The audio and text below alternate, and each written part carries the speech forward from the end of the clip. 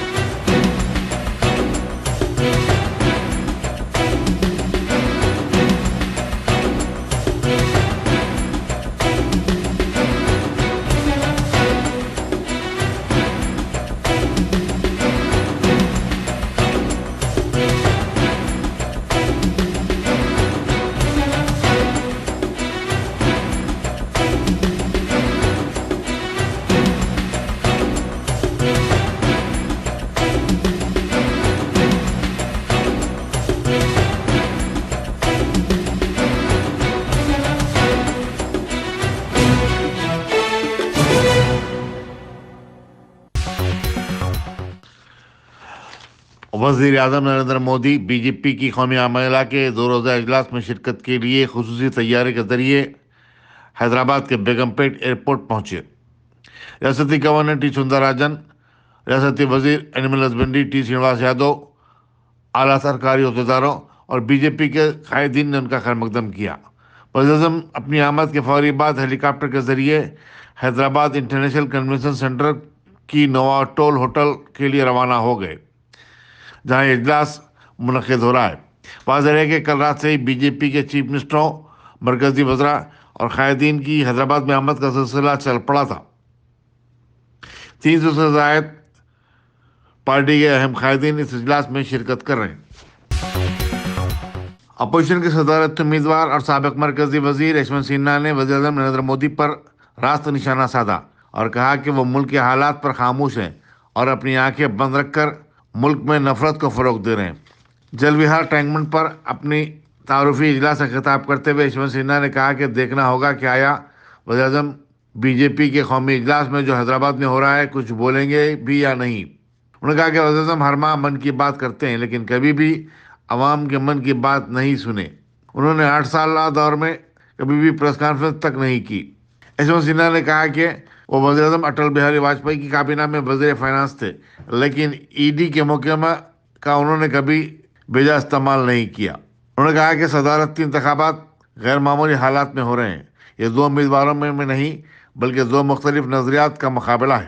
उन्होंने कहा कि सदारती इंतखाब जीतने पर वो मुल्क के दस्तूर का तहफ़्फ़ुज़ करेंगे और हारने पर NDA के खिलाफ अपनी लड़ाई जारी रखेंगे। ज़्यादातर उम्मीदवार की हैसियत से उनकी तायद करने पर उन्होंने चीफ मिनिस्टर के चंद्रशेखर राव और उनकी पार्टी TRS का शुक्रिया अदा किया। उन्होंने कहा कि अलहदा रियासत तेलंगाना की लड़ाई के लिए KCR ने जमकर लड़ाई पार्लियामेंट और पार्लियामेंट के बाहर भी लड़ी थी।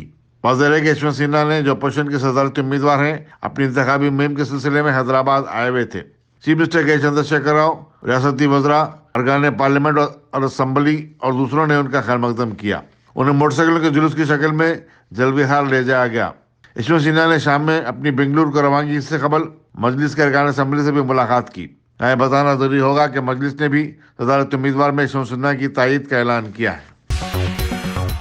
अजीमतर हैदराबाद में आइंदा 4 दिन के दौरान हल्की से मूसलाधार बारिश की पेशकशी की गई है। माह जून के दौरान शहर में 84.6 मिलीमीटर बारिश रिकॉर्ड की गई। महकमा मौसमियात ने बताया कि हैदराबाद के अलावा शुमाली तेलंगाना के अजला में कहीं कहीं बारिश हो सकती है। हिम्मत जूनियर कॉलेज के 2 टॉपर्स अबरारुल्लाह हक्कानी और मुस्तशीन सुल्ताना को, जिन्होंने इंटरमीडिएट में टॉप किया, कॉलेज के इंतजामिया की तरफ से तहनीत पेश की गई और फीकस 1 लाख रुपए का नकद इनाम दिया गया।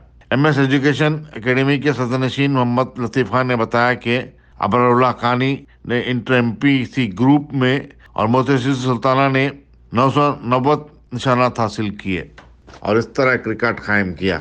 अल्हम्दुलिल्लाह जैसे हमने रिज़ल्ट्स अपने 2 दिन पहले जैसे अनाउंस हुए, उसके नताइज हमारे सामने हैं और 1915 students 90% and above marks score करें, और जिसमें 99% से जो टॉप की हैं 2 हैं, एक एमपीसी स्ट्रीम में और एक बाईपीसी स्ट्रीम में। इन दोनों लड़कों को आज मैनेजमेंट 1-1 लाख रुपए का स्कॉलरशिप दिया जा रहा है। वो इन बच्चों के आगे मुस्तकबिल में पढ़ाई के लिए काम में आएगा इंशाल्लाह। अगर ये मेडिसिन में जाते हैं, इंजीनियरिंग में जाते हैं, उसकी फ़ीस भी हो सकती है ये। तो हर साल ही हमारे पास का एक ट्रेंड है कि हम इन बच्चों को जो टॉप आते हैं उनको 1 लाख रुपए का स्कॉलरशिप अनाउंस करते हैं। And this they are getting it, this are lucky girls, lucky girl and the boy. Okay, Abrarullah Haqqani son of Akramullah Haqqani, ये लड़का एमपीसी का है जिसको 990 मार्क्स आए हैं, और बाईपीसी में लड़की जो है मोहतशिन सुल्ताना है, डॉटर ऑफ अब्दुल हमीद, इस लड़की को भी 990 मार्क्स हैं। इसके अलावा फर्स्ट ईयर में 9 more students are there, those who got 99%। अगर सेकेंड ईयर में ये लोग अचीव करते हैं तो इंशाल्लाह इनको भी अवार्ड से नवाजा जाएगा। लास्ट ईयर जैसे अवार्ड्स आए अपने, ये 2 साल जो बच्चे मेहनत करें हैं लॉकडाउन के बावजूद, ये काबिल सताइश है। First time they were having online as well as offline mode, ज़्यादातर ये लोग ऑनलाइन में पढ़े हैं, और जो बच्चा वक्त सही गुजारा अपने मोबाइल पर या फिर लैपटॉप पर या फिर आईपैड्स पर, वो बच्चों के रिजल्ट्स हैं। और ये लोगों का कॉन्स्टेंटली टच में रहना स्टाफ के साथ, उनके प्रिंसिपल्स के साथ, कि पढ़ाई में जो भी दुश्वारी आ रही हैं उसको इनका स्टाफ फ़क्तन अपने इनके डाउट्स को क्लियर कर रहा था अल्हम्दुलिल्लाह। So with this we can say that these are the total efforts of the children and their parents, particularly mothers I say, because माएँ घर पे मेहनत करती हैं बच्चों के साथ, वालिद पीछे नहीं रहते, लेकिन फिर भी most of the role is played by the mother. So hats off to all the parents and particularly the mothers, those who were with the children and for producing this type of results. Inshallah, we are hoping that these students will come in good ranks in NEET as well as IITs and other competitive examinations, inshallah. काचुगड़े की BJP corporator Uma Mahesh Yadav ने 3 जुलाई को वज़ीर-ए-आज़म नरेंद्र मोदी के सिकंदराबाद के जलसियाम को कामयाब बनाने की अपील की। उन्होंने बताया कि पीर को उनकी तरफ से काचुगड़ा परेड ग्राउंड एक जबरदस्त बाइक रैली निकाली जाएगी। రేపు జరగబోయే బహిరంగ సభకు గౌరవనీయులైన ప్రధానమంత్రి నరేంద్ర మోడీ గారి ప్రసంగం గురించి ఇప్పటికే యావత్తు భారతదేశం మొత్తం తెలంగాణ వైపు చూస్తున్నది. రేపు రాబోయే దినాలలో కంపల్సరీ తెలంగాణలో బీజేపీ జెండా ఎగరేయడం ఖాయం. ఇప్పటికే చూస్తున్నాం రాష్ట్ర ప్రభుత్వం ఏ రకంగా బ్యానర్లు కానీ ఏ రకంగా కడుతురో, కావాలని చెప్పి ఈ జాతీయ కార్యవర్గానికి ఏదో డిస్టర్బ్ చేయాలని. అయినప్పటికీ కూడా నరేంద్ర మోడీ గారిని ఎవరు కూడా అడ్డుకోలేరు. ఈ యొక్క తెలంగాణలో రాబోయే దినాలలో ఎట్టి పరిస్థితుల్లో భారతీయ జనతా పార్టీ జెండా ఎగిరేస్తుంది. 18 సంవత్సరాల తర్వాత మాకు జాతీయ కార్యవర్గం జరగడం నిజంగా చెప్పాలంటే అప్పుడు గతంలో స్వర్గీయ ప్రధానమంత్రి వాజ్పేయి గారి నాయకత్వంలో జరిగింది అభివృద్ధి శంకరరావు. ఇప్పుడేమో మా నరేంద్ర మోడీ గారి నాయకత్వంలో పరేడ్ గ్రౌండ్లోనే జరుగుతున్నది. తప్పకుండా మేము రాబోయే దినాల్లో తెలంగాణలో బీజేపీ జెండా ఎగిరేస్తాం. రేపు జరగబోయే ఎన్నిక పరేడ్ గ్రౌండ్లో మీటింగ్ 10 లక్షల మందితోటి మా కాచిగూడ డివిజన్ నుండి కూడా అత్యధిక సంఖ్యతోటి కార్పొరేటర్ ఉమా మరియు డివిజన్ ప్రెసిడెంట్ అధ్యక్షుని ఆధ్వర్యంలో మా నగరాధ్యక్షులు గౌతమ్ గారు మరియు మా వెంకటరెడ్డి గారు, మా యొక్క ముఖ్యంగా కిషన్ రెడ్డి అన్న గారు, మా కేంద్ర మంత్రివర్యులు బండి సంజయ్ గారు, వీరందరి నాయకత్వంలో మేమందరం కూడా ఇక్కడ నుంచి తరలి వెళ్తాం. అత్యధిక సంఖ్యలో ఈ యొక్క కార్యక్రమాన్ని జరపాలని ఇప్పటికే మేము ఇంటికి ప్రతి కడపకు తిరగడం జరిగింది, కరపత్రం పంచడం జరిగింది. తప్పకుండా మేము ఈ యొక్క విజయము 10 లక్షల మందితోటి సాధిస్తామని చెప్పి, విజయాన్ని ఈ యొక్క మీటింగ్ను సక్సెస్ చేస్తామని చెప్పి నేను మీ ద్వారా కోరుతున్నాను. ईद उज़ा के सिलसिले में अल ज़बीहा लाइफ स्टॉक प्राइवेट लिमिटेड ने बकरों की कुर्बानी का नज़म किया है। कंपनी के डायरेक्टर्स मोहम्मद सैफुद्दीन, अब्दुल अजीम और रफीउद्दीन ने बताया कि कुर्बानी के ख्वाहिशमंदों के लिए फ़ी किलो के हिसाब से जानवर फरोख्त किया जा रहा है, जबकि कटवाई और सफाई का भी इंतज़ाम किया जाएगा।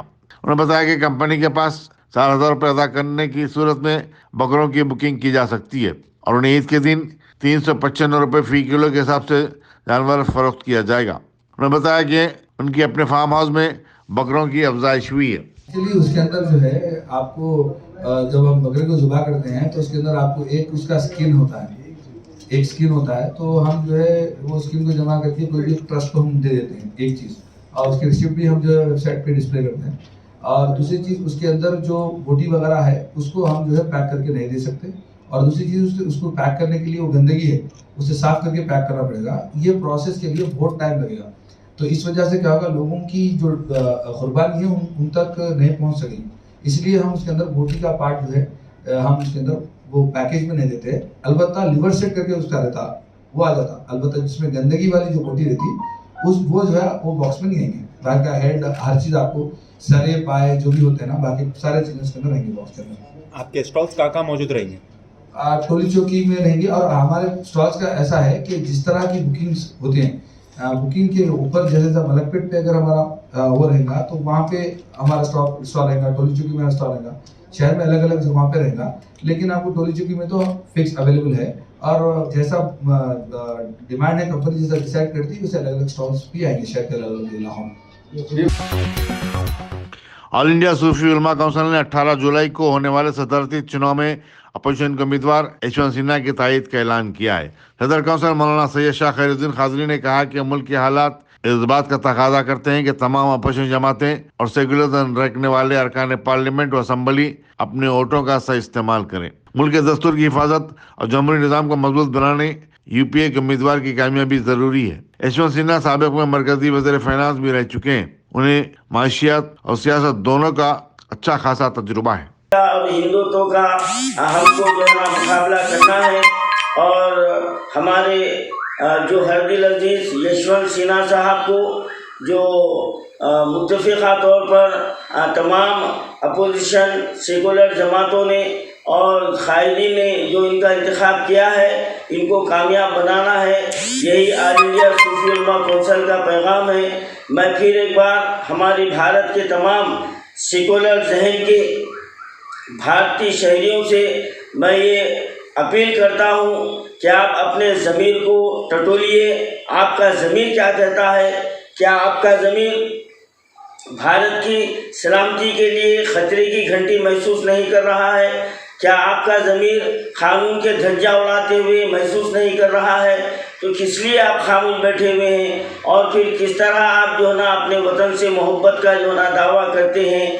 मोहब्बत की सालमियत और एकताई इसी में है कि 133 करोड़ भारतीय हम एकजुट होकर हमारे मादर अजीज़ की जो है ना तरक्की के लिए आगे बढ़ें और तमाम शहरी तमाम भारतीय पुरसुकून ज़िंदगी गुजारें, एक दूसरे के जो ना मज़हब का अदब व एहतराम करें। यही हमारा भारत का जो ना गंगा जमनी तहजीब रही है, यही सदियों से होता आ रहा है। हमको इसको बरकरार रखना है, तो हमको ऐसे नुमाइंदों को पार्लियामेंट में भेजना है जो यकीनन हकीकत में वो भारत से मोहब्बत करने वाले हैं, अपने वतन से अक़ीदत रखने वाले हैं और अपने वतन के क़ानून को जो ना अजीज़ रखने वाले हैं। अब वक्त आ गया है हमको ये सोच, हमारी सोच बदलते हुए मैं बीजेपी में शामिल अरकान असम्बली और अरकान पार्लियामेंट को मैं ये दावत फ़िक्र देता हूँ, आप अपने ज़मीर की आवाज़ पर सदर जमहूरिया हिंद के इंतखाब में आप वोट का इस्तेमाल करें और ऐसे शख्स का इंतखाब करें जो हमारे भारत की जो है ना हिफाजत कर सकता है और हमारे भारतीयों के लिए वो एक जो है ना नमूना बन सकता है और हमारे लिए जो है ना दीगर दुनिया में हमारे भारत का नाम अभी तक जैसा इज़्ज़त से लिया जाता है, ख़ास से लिया जाता है, वो मर्तबा व मुकाम हमारा भारी रहे। इसलिए ऑल इंडिया सूफी उलमा काउंसिल यशवंत सिन्हा साहब के को नामजद करने पर तमाम अपोजिशन जमातों को दिली मुबारकबाद पेश करता है और तमाम से ये उम्मीद रखते हैं कि काले पत्थर में पानी के सम में गिर जाने से एक 9 माह की लड़की की मौत हो गई। पुलिस ने इत्तला मिलने पर मकाम वाक़ा पर पहुंचकर ज़ाब्ते की कार्रवाई की और लाश को पोस्टमार्टम के लिए रवाना किया। इंस्पेक्टर सुदर्शन ने मज़ीद तफसीलात बताते हुए कहा कि रात में 11:30 PM को एक इन्फॉर्मेशन आए कालापत्थर लिमिट्स में मक्का कॉलोनी में एक बच्चा समुद्र में गिर गया है। उसके बाद उसको इलाज के बारे में असरा हॉस्पिटल गए तक उन मर गए। वहाँ से याकतपुरा उसका बाप का घर शेख समीर के घर को ले गए बोल के इन्फॉर्मेशन है। फौरन हम अभी जाके वहाँ से याकतपुरा से बच्चे का बॉडी उस्मानिया हॉस्पिटल शिफ्ट करा। अब वो घर वाले से दरखास्त लेके हम FIR इशू करके इन्वेस्टिगेशन करते हैं। बच्चे का एज 9 months बोल रहा, 1 year बोल रहा। वो सर्टिफिकेट देख के उसके ये फैसला होता। ये बच्चा गिरा किधर से? पानी में गिरा बोल के इन्फॉर्मेशन है। क्या उसका मम्मी के पास रहता है इधर कालापत्थर में। उसका डैडी का घर याकतपुरा पे है। यहाँ पानी में गिरा 8 बजे 9 बजे के बीच में पानी में सम्प में गिरा बोल के इन्फॉर्मेशन है। अभी वहाँ याकतपुरा जाके डेड बॉडी शिफ्ट कर दिया। अब वो लोग आने के बाद दरखास्त लेके इन्वेस्टिगेशन शुरू। बच्चे के मम्मी का कहना ये था कि बच्चे की तबीयत खराब होने के बाद ऐसा हुआ बोल के कुछ नहीं। बच्चे के माँ से मैं भी बात करा। उन्हें सम्प में गिरा भाई, एक्सीडेंटली सम्प में गिरा। हॉस्पिटल गए तक उन्हें ये हो गया ये बात। दिल्ली के चीफ मेट्रोपॉलिटन मजिस्ट्रेट सिंगत सारवरिया ने ALT न्यूज के एडिटर मोहम्मद जुबैर को 14 दिन तक अदालती तहवील में भेज दिया। जुबैर को दिल्ली पुलिस ने 5 दिन तक अपनी तहवील में रखने के बाद जुमे को अदालत में पेश किया था। इसी दौरान इन्फोर्समेंट डायरेक्टर ने बताया कि वो भी रकमी लेन देन के मामले में जुबैर से पूछताछ करना चाहती है। हिंदुस्तान में गुज़श्ता 24 घंटे के दौरान कोरोना वायरस के 17,092 नए केसेस दर्ज होने के बाद इस वबा से मुतासर होने वालों की जुमला तादाद 4,34,86,326 हो चुकी है।